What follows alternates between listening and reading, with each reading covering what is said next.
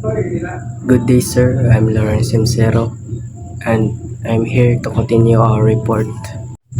So, be insulating gloves, sleeves, and blankets shall inspected before use. Insulating sleeves shall tested as frequently as their use requires. And C.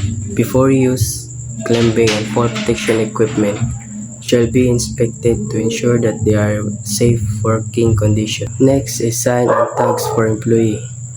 Safety signs and tags required by this chapter shall comply with the provisions of current edition of ANSI 2535.1 through ANSI Z535.5 inclusive. These standards make sure that all warning signs, labels, and tags are clear, easy to understand, and consistent, helping to protect workers from hazards and ensuring a safe workplace. And location. Names shall be provided so that identification of supply and communication lines can be determined before work is undertaken. Persons responsible for underground facilities shall able to indicate the location of their facilities.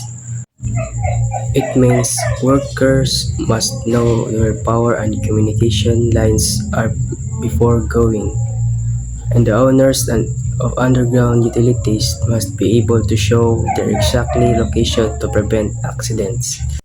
Next is fall protection. A.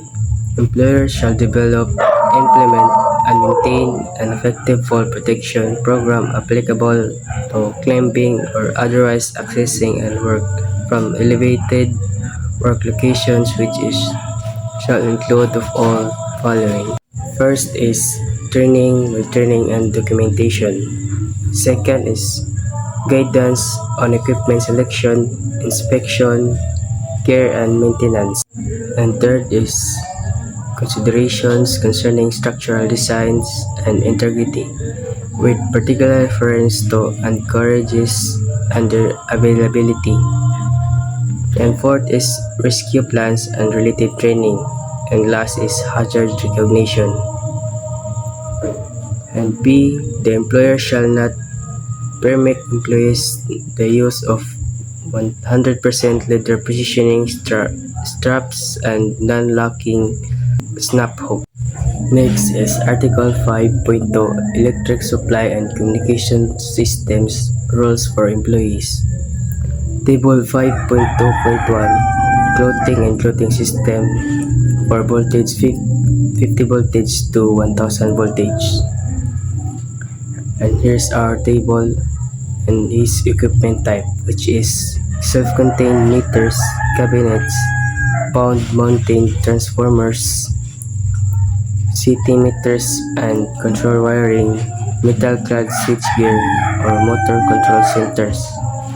And here's are their nominal voltage range and calm centimeter squared.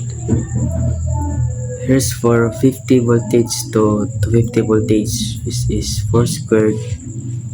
And here's our 251 voltage to 600 voltage, and also the 600 watt voltage to 1000 voltage. And here are their voltages. As you can see the table, there's 4, 20, and 30, 60.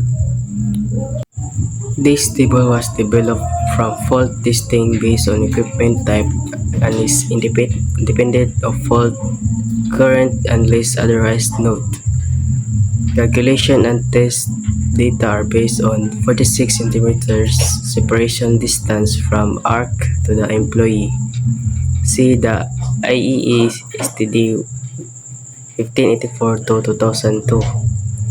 Others methods are available to estimate arc exposure values and may yield slightly different but equally acceptable results. The use of table in the selection of clothing is intended to reduce the amount of degree of injury but might not prevent all burns. Industry testing on this equipment by two separate major utilities and a research institute has demonstrated that voltage 50 voltage to 50 voltage will not sustain hours for more than 2 cycles, thereby limiting exposure to less than 4 cm. See 208 voltage arc flash testing. Value based on IEEE 1584 formula for motor control center. The gap is 2.5 cm and XD equals 1.641 and 46 cm distance and 51 kiloamperes based on 208 voltage and 1000 kilovolts amperes. 5.3% Z served from 500 megavoltage amperes system. Maximum duration without circuit protective device operation from industry testing. C208 voltage arc flash testing is 10 cycles 46.5 cm x 0.167 is 78 cm. Industry testing on 480 voltage equipment indicates exposures for self-contained meters do not exceed 20 centimeters. Industry testing on 480 voltage equipment indicates exposure for CT meters and control wiring does not exceed 4 centimeters. Value based on IEEE 1584 formula for motor control centers. S gap is 2.54 cm, XD equals 1.641 and 46 cm distance. 12.7 kiloamperes at 480 voltage. Worst case energy value from testing. See Elben and short. Maximum duration without circuit protective device operation from test in 85 cycles 26.2 centimeters x 1.42 is equals 37 centimeter. Incident analysis on the equipment indicates exposure do not exceed the values in the table.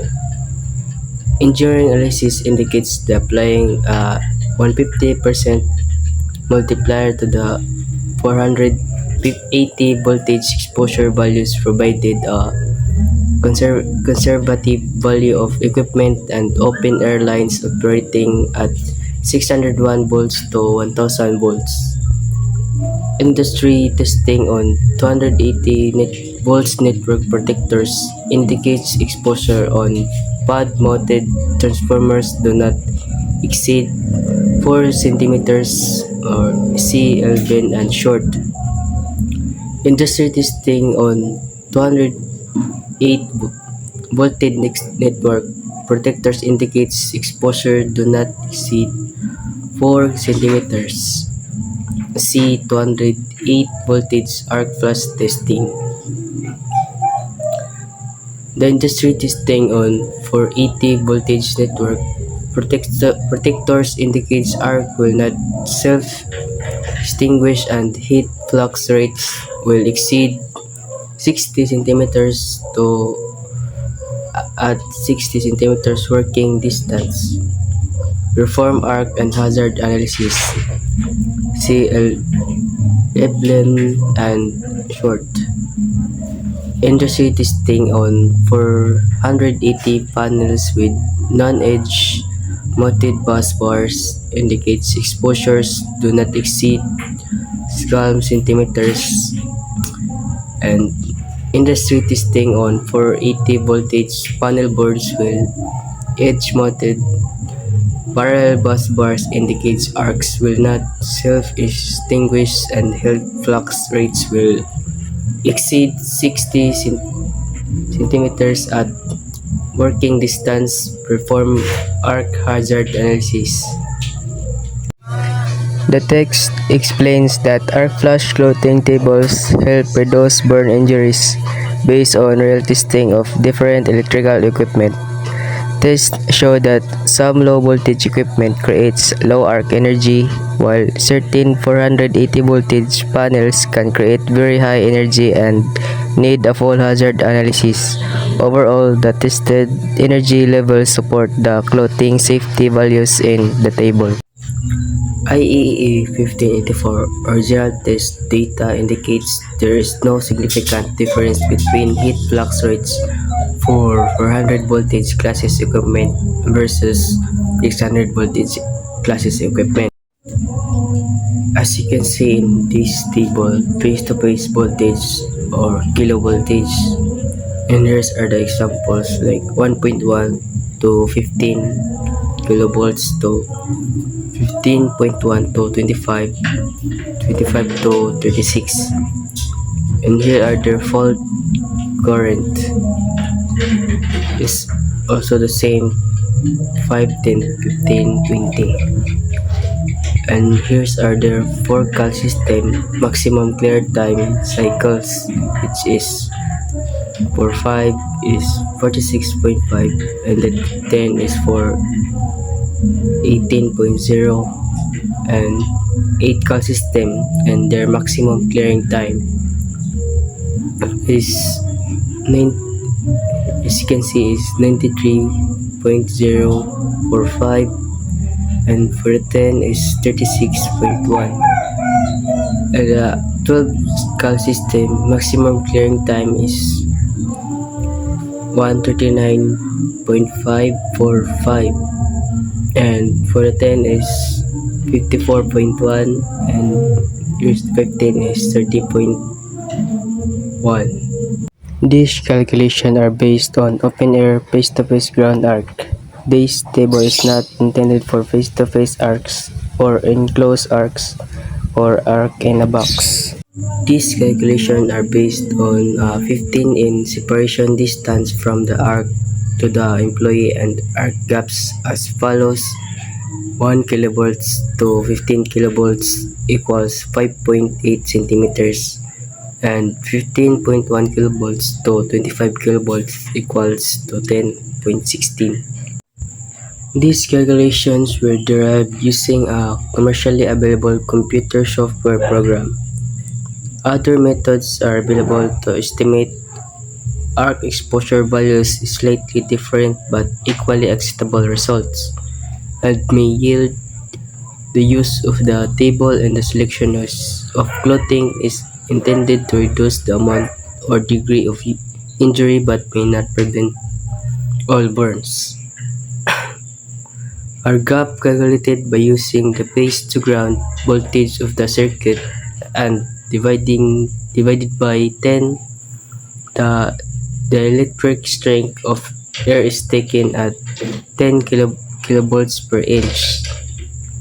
CIE STD 4 to 1995 distance from arc calculated by using the minimum approach distance from table 5.5.2.1, subtracting 2 times the assumed arc gap length, and using following T values 72.6 kilovolts to 362 kilovolts is equals to 3.0, and 362.1 kilovolts to 550 kilovolts is equal to 2.4, and 550.1 kilovolts to 800 kilovolts is equals to 2.0. These calculations were derived using a commercially available computer software program. Other methods are available to estimate arc exposure values and may yield slightly different but equally acceptable results. This use of table in the selection of clothing is intended to reduce amount of or degree of injury but may not prevent all burns. So the IEEE 1584 data shows that 400 voltage and 600 voltage equipment produce similar arc flash heat levels. The table lists estimated arc energies and safe clearing times based on open air test and standard distances. These values help select proper protective clothing, but the clothing only reduces burns severity and cannot prevent all burns. And that's our report, sir. Thank you for listening and watching.